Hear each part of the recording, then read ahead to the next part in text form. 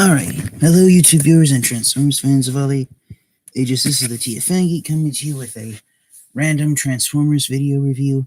And today we are going to be taking a look at a Transformers toy that I was actually asked to review by friend of the channel and fellow YouTube user NinjaBill1000.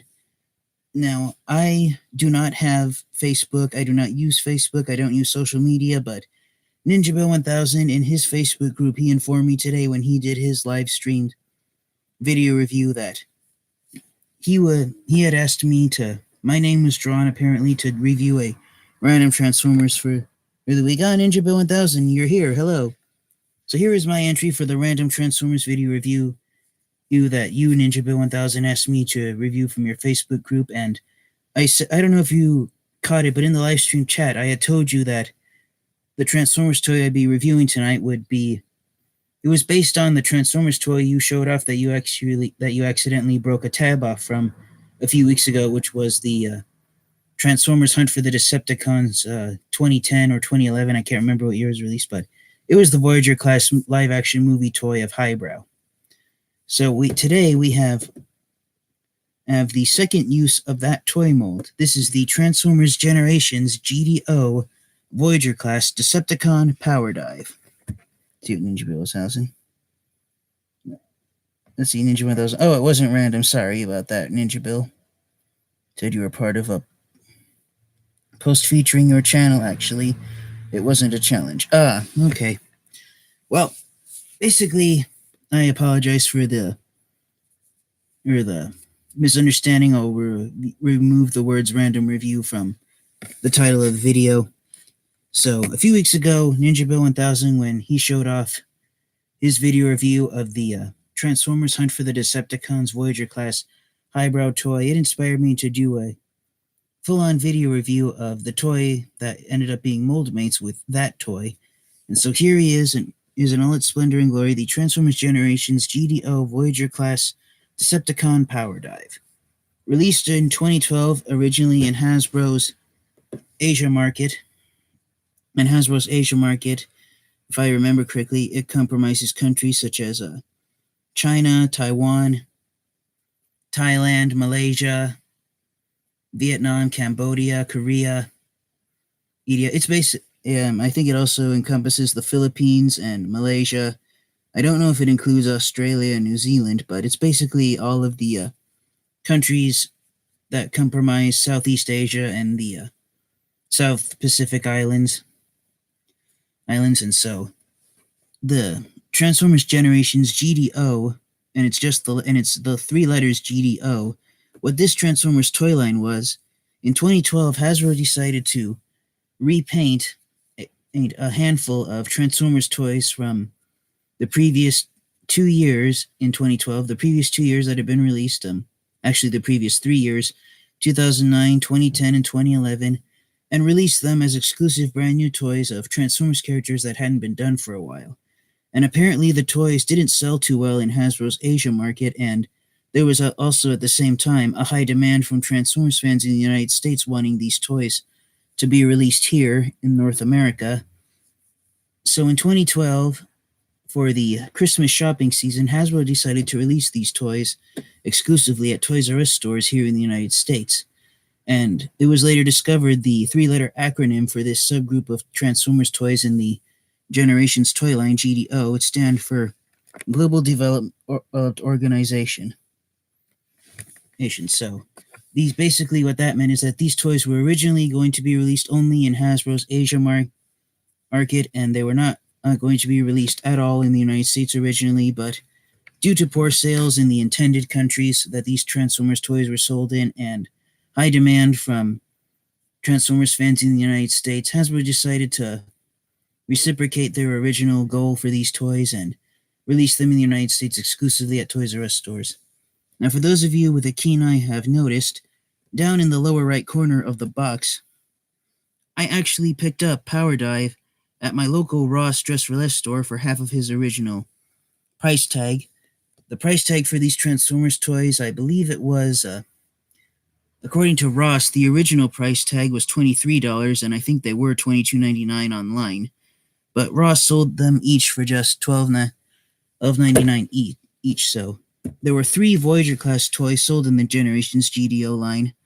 In addition to Powerdive, there was G2 Megatron, and there was also Hotspot, who is a repaint and retool of the Transformers Universe Classics Voyager-class Inferno. And I found all 3 of those toys the same day, the same occasion, at Ross, each for just $12.99, and I had enough money to buy all 3 of them, so I do have all 3 of those toys. I can't remember if I've shown off my Generations GDO Voyager class Megatron toy, which is the toy pictured here on the side of Powerdive's box. I apologize for that glare getting picked up by my camera. I do have that toy of Megatron, and I do have Hotspot. So I do have all 3 of these guys. So that was a real treat finding them at Ross. And here's an interesting trivia fact. I found these guys at Ross during the summer of 2013. So I found these guys 6 months after they had disappeared from the shelves of Toys R Us stores. So here on the top of the box, you've got the original Transformers Generations logo. Although for those of you who have been buying and collecting the War for Cybertron Siege toy line, I'm bringing in a Brunts box. Here's the Generations logo that's been used right now since the Combiner Wars toy line in 2015. But when the original Generations toy line was launched back in 2010, this is what the logo originally looked like. And as further proof from Hasbro to show that these toys were originally supposed to be released exclusively in their Asia market in Asian countries, Hasbro decided to print half of the words on the boxes of the Generations GDO toys. Half the words are written in calligraphy. I don't know if it's supposed to be Chinese or Japanese, but half the words on the box, in addition to being printed in English, are also printed in calligraphy. So that's calligraphy. And an interesting bit of trivia, the versions of these toys that were sold in Hasbro's Asia markets, there was no calligraphy at all. They was all just a solid English printed boxes. So there are 2 different versions of the boxes that these toys come in, but the toys themselves are virtually identical. But yeah, I found that really interesting. So here on the side of the box is something that hasn't been seen on Transformers toys for quite a while. You've got a full-length bio here for Powerdive. So that's really great. And underneath that, something else that hasn't been seen on boxes for a while, tech specs. So that's really great. So there's Powerdive's bio, and I'll read it off to you for those guys who can't see it on my camera. It reads, Powerdive doesn't mess around trying to be sneaky. As soon as he detects an Autobot, he puts himself into a screaming dive directly at the enemy's position. He doesn't care if his target hears him coming. By the time anyone can react, Powerdive will have destroyed his prey and rocketed it back up into the sky. So yeah, Powerdive is a full-blown Decepticon. And his tech specs there on the bottom, it's based on a scale of 10. He has a strength of 5, an intelligence of 5, a speed of 8, an endurance of 4, a rank of 4, a courage of 9, a fire blast of 8, and a skill of 8. So he doesn't have that much stamina. He isn't that high of a rank amongst the Decepticons, and that's evidenced by the fact of how obscure of a Transformers character that he is. He has an average amount of strength and average amount of intelligence. He's very fast, very skillful in combat. He has quite a bit of firepower, and with a courage of 9, he is extremely brave. So coming around here to the back of the box here, you've got Hasbro's product shop. That's for Powerdive. There's his robot mode and his alt mode, which is one of the reasons why I got Powerdive at the same time I picked up Hotspot and Megatron. When I bought Powerdive, he was the only one of the 3 Generations GDO Voyager class toys that I honestly didn't know who he was. But yeah, there's his robot mode. And there is one bit of difference between him and the toy that he's repainted and retooled from, which is the Revenge of the Fallen / Hunt for the Decepticons highbrow toy. He does have a different head sculpt, and I just checked on Wikipedia. The head sculpt used here on Powerdive was the first one developed, and the secondary head sculpt was the one given to highbrow. Now, even though I keep mentioning highbrow, unfortunately, I won't be bringing him out for a size comparison with Powerdive. He's in a box in the back of my closet, and I didn't really fancy digging him out here, but I will do some size comparisons of Powerdive with some other Transformers toys. Now, one thing that makes Powerdive unique and his mold-made highbrow, his alternate mode is actually a World War II era plane. And I just checked Wikipedia, and even though here on the box it says that it's a twin-engine bomber plane, the correct military name of this airplane is the P-38 Lightning. So yes, and the main reason why that was done, in light of the fact that movie producers decided to make the Revenge of the Fallen version of Jetfire, they decided to make his alternate mode, the... Oh man, it just slipped out of my mind the name of that toy. Oh yeah, what was it? Oh yeah, the SR-71 Blackbird. I remembered it. So, because Revenge of the Fallen Jetfire's vehicle mode was the SR-71 Blackbird, a jet aircraft that was built in the 1960s, and also because of the scene in the movie when Wheelie, in the Revenge of the Fallen movie, when Wheelie identified the Transformers who had been hiding on Earth for a long time, and they had vehicle modes of vehicles that were built in decades before the Transformers franchise was launched in the 1980s. A handful of toys in the Revenge of the Fallen toy line and the Revenge of the Fallen toy line sequel toy line, Hunt for the Decepticons, a handful of Transformers toys released in a time span of, I want to say, 2.5 years from 2009, 2010, and 2011, before the Dark of the Moon toy line was launched. A handful of the Transformers toy was released in that 2.5 year time span, had a vehicle modes of vehicles from previous decades, and so highbrow, and as a consequence, his repaint/retool Powerdive was one of the Transformers toys who turned into a vehicle from the early 20th century instead of the later 20th century.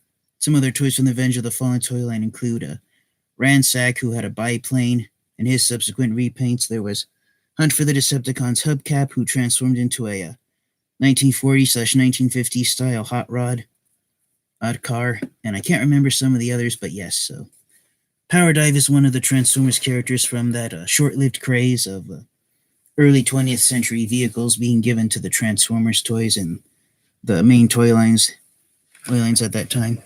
See who's logged onto live stream chat. Agent 71A. Hey, hello there. Oh there, Agent 71A. Hey, Powerdive is a good figure to have. Yes, he is. Let's see, Ninja Bill 1000, my program has lead screw. I used to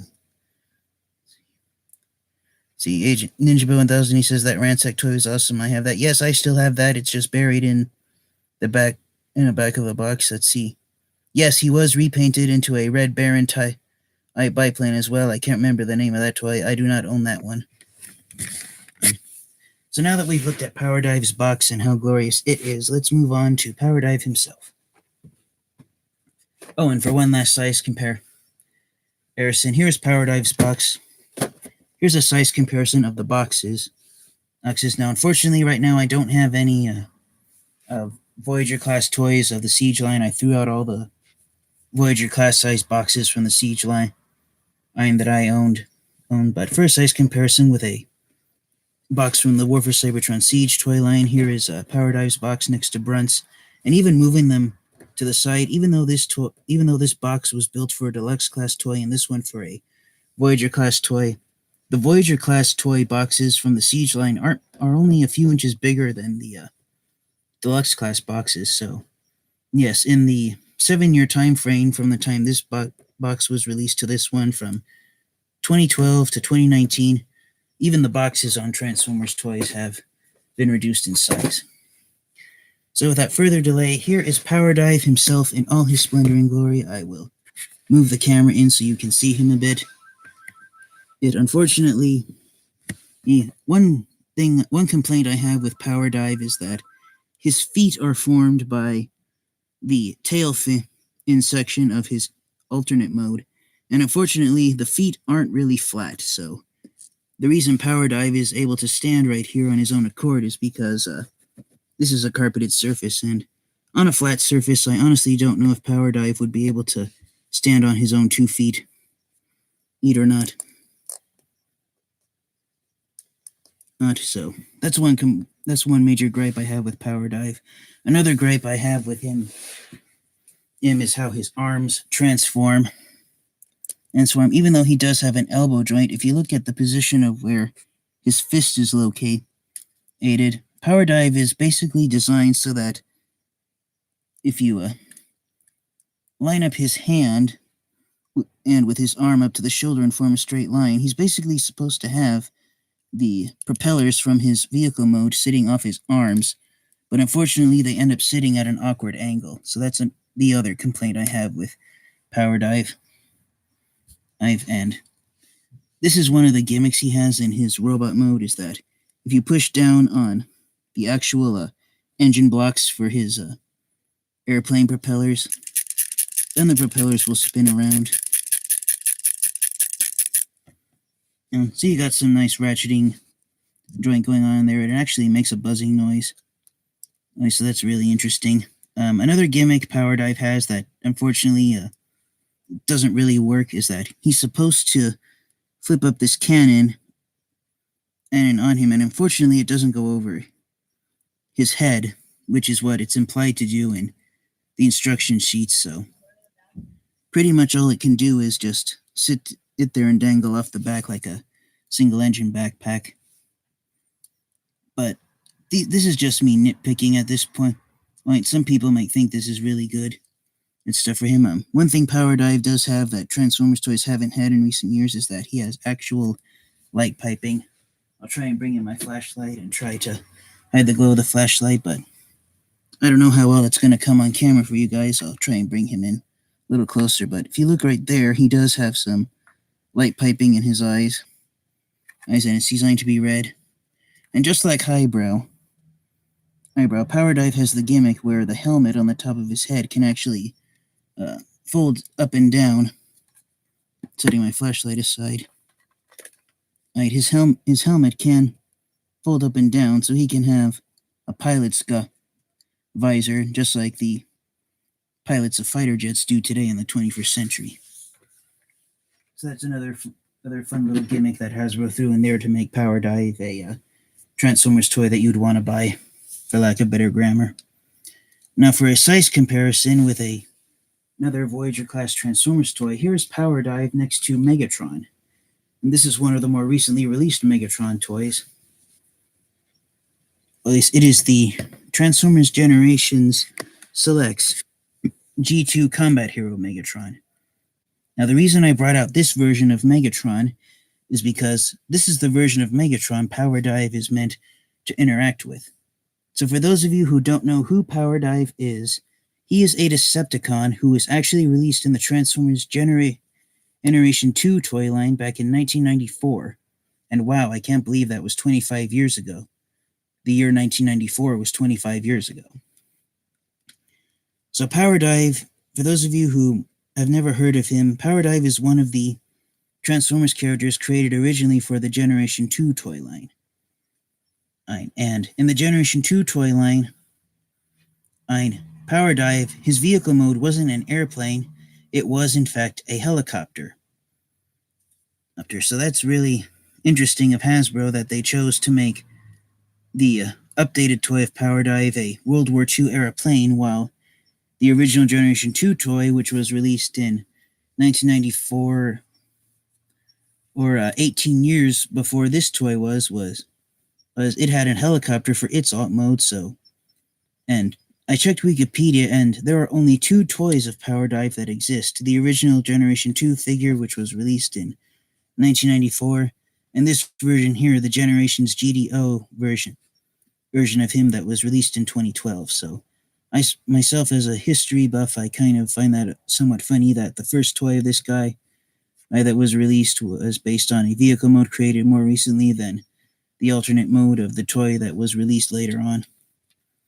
So I just find that somewhat ironic. So setting Megatron off to the side.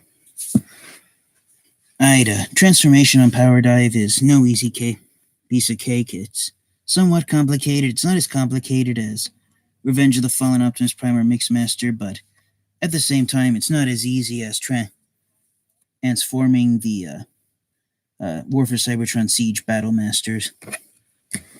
So, moving the camera aside, I'm going to see what you guys have been saying in the live stream chat. And, Beastman Neo, welcome to the live stream. He says, I like the old style vehicle modes as well. Ninja Bill 1000 says the original one was called the Jetpack, and that he loved that highbrow version. Agent 817, he didn't really like that version. Ninja Bill 1000 says that the Generations selects Voyager class Megatron toy that I brought out a moment ago. It's the only toy of Megatron he does not want and does not have. I originally passed up on this toy, but this toy does have one retooled part.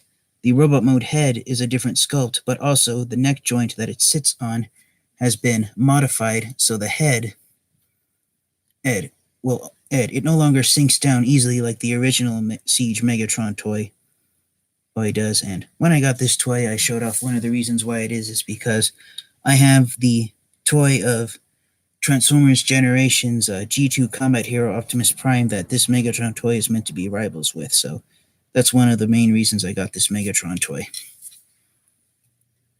So bringing focus back here to Powerdive, since I revealed my face a few months ago in my 200th subscriber special video, I'm going to try and transform Highbrow here for you on camera. I apologize if I mess up or if I don't show all his transformation joints for you directly, but this is the part of the video where YouTube has been telling me in the analytics section that most people tend to skip, is when I do the transformation on my Transformers toys, and that's because I would take it off camera and put it in front of my face to show you all, but it's because it was quicker, so hopefully it won't be too much boring just hearing me transform it and actually showing it to you guys now.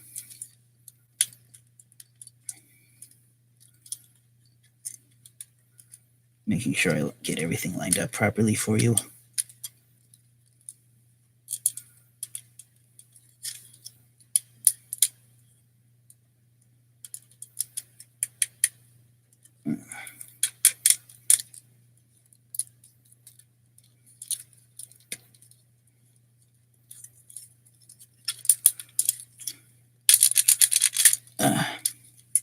Most difficult part of Powerdive's transformation is splitting his robot mode pelvis in half and bringing it up here. Now his vehicle mode, Powerdive's vehicle mode here, the Generations GDO version, the P-38 Lightning, to this day, it remains a unique aircraft, and not just for aircraft used by the military, but aircraft in general. And once I finish transforming Powerdive for you, you will be able to see the reason why that statement is true.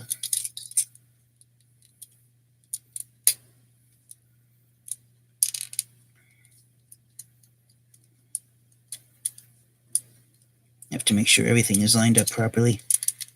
Unfortunately, Powerdive, this toy mold is one of the ones where it's very easy to misalign joints and parts here. And some parts are made out of very thin plastic, and some parts it's thin pieces of, it's tiny little pegs and peg holes that are holding big sections of the toy together. So even when you know what you're doing, transforming this toy, as I said a moment ago, it's no easy task. Make sure everything's lined up properly here in the back. Make sure that's all rotated correctly. And I can honestly see why Ninja Bill 1000 a few weeks ago, he broke on his copy of Highbrow, Ninja Bill 1000 a few weeks ago, he broke that little peg right there beneath my finger. And I can honestly see why he broke that, because those little tabs are paper thin, and that's the final step in transforming this toy mold, is getting those two pegs to clip together, lock into place, and line up properly so that the whole vehicle mode can be lined up together properly.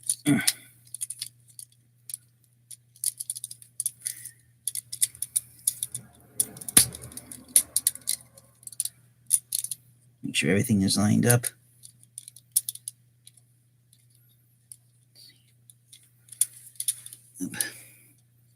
Back section's a little mess.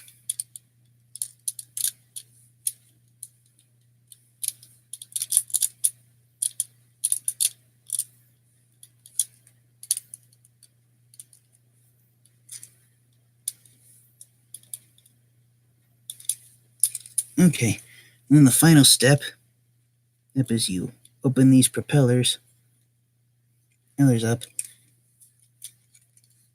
and then if you want, you can deploy the rear landing gear so he looks like he's in a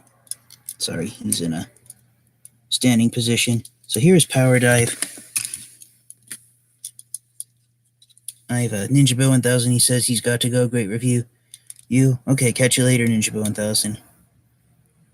As in, he says he still doesn't want that Megatron toy I showed off a moment ago. Ninja Bill 1000, he says those colors were for him. He has to help the family out. Yes, I know. Family always comes first. I agree with you there. Oh, Iliac Prime. Hello there. Here, he says he has the highbrow version of this mold. So, yeah, really great. Now, I said a moment ago that here, your Powerdive and highbrow, his mold mate, the vehicle mode of this toy mold, remains a unique aircraft to this day. And as I said, for those of you who didn't catch it, the name of this aircraft is the P-38 Lightning. I can't remember if it's the P-38 Lightning II or if it's just the P-38 Lightning, but here's the reason why this aircraft is unique, not just compared to military aircraft, but aircraft throughout history. So the U.S. Air Force, when they designed this airplane, or actually it was still the U.S. Army, but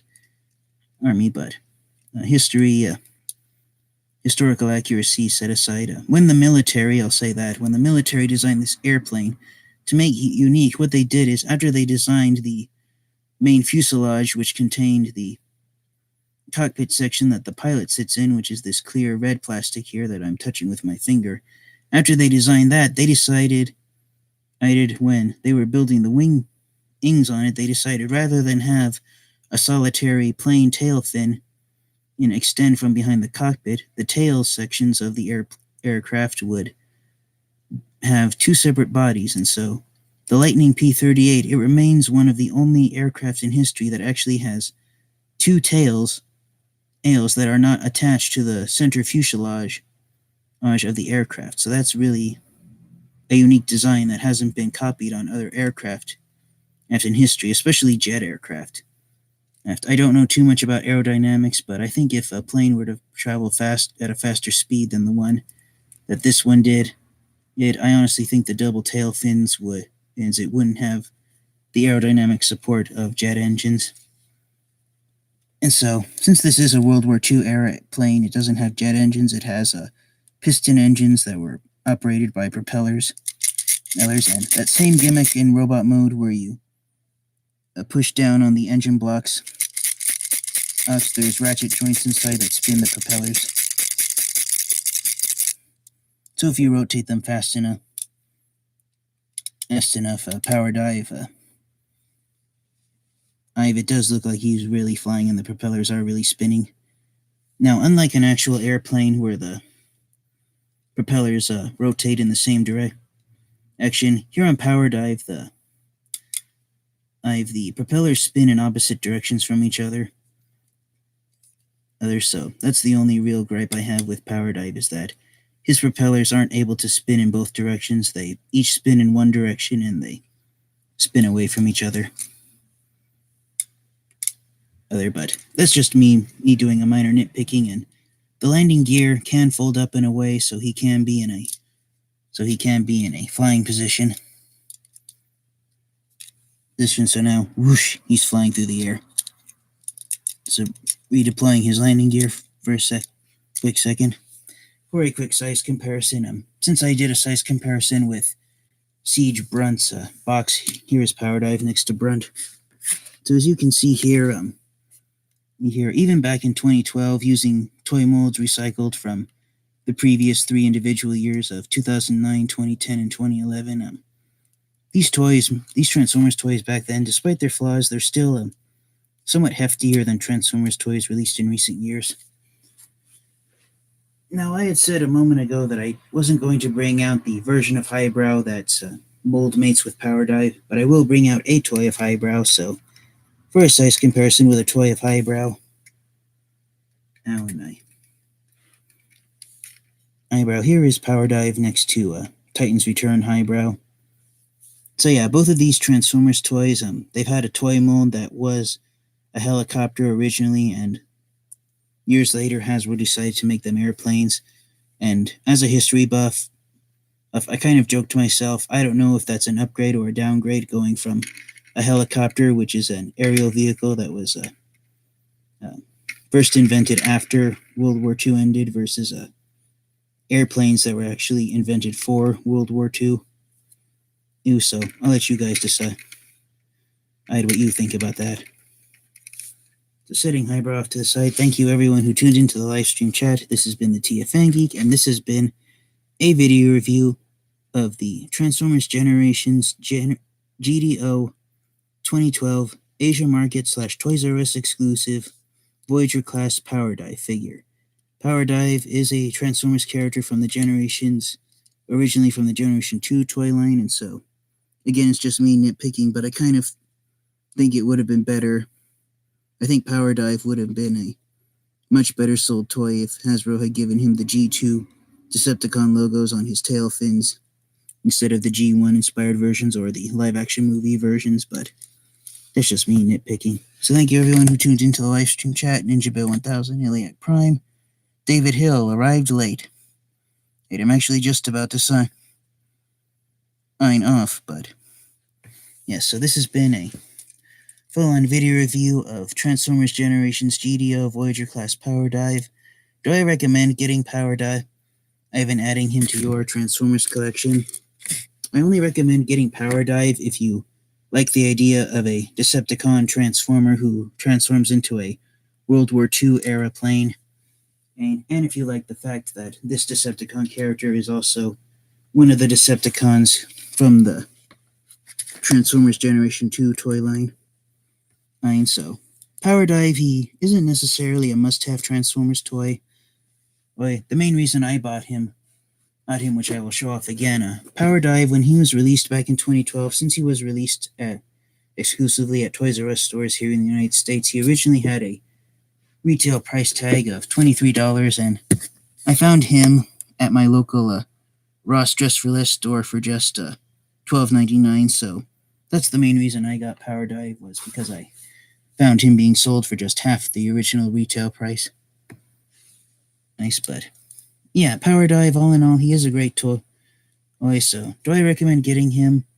Yes, I do, but as I said, Powerdive is a Transformers toy and a character that isn't necessarily for everyone, because he was a character originally from the Generation 2 toy line. Most Transformers fans probably don't know that he even exists. But despite that, Powerdive is a great toy all around. And as I said, he is one of the few Transformers toys where his alt mode is a vehicle that was made in a decade before the 1980s when the Transformers franchise was launched. So that does make him special in that regard. So thank you once again, everyone, for tuning in. This has been the TFN Geek, and I will be signing off now. So thank you, everyone who tuned into the live stream chat at Ninja Bill 1000, Agent 718, Iliac Prime. I'm David Hill. See if I missed anyone who logged on. Well done. Nerner, Beastman, Neo, thank you for tuning into the live stream chat. And so thank you, everyone. And please like, comment, subscribe. I thank you so much for watching. And remember, Transformers are more than meets the eye. When you actually look into the information on a Transformers toy, you might find it more interesting than when you gave it its first passing glance. So thank you, everyone, for tuning in, and have a great day. Transform and roll out.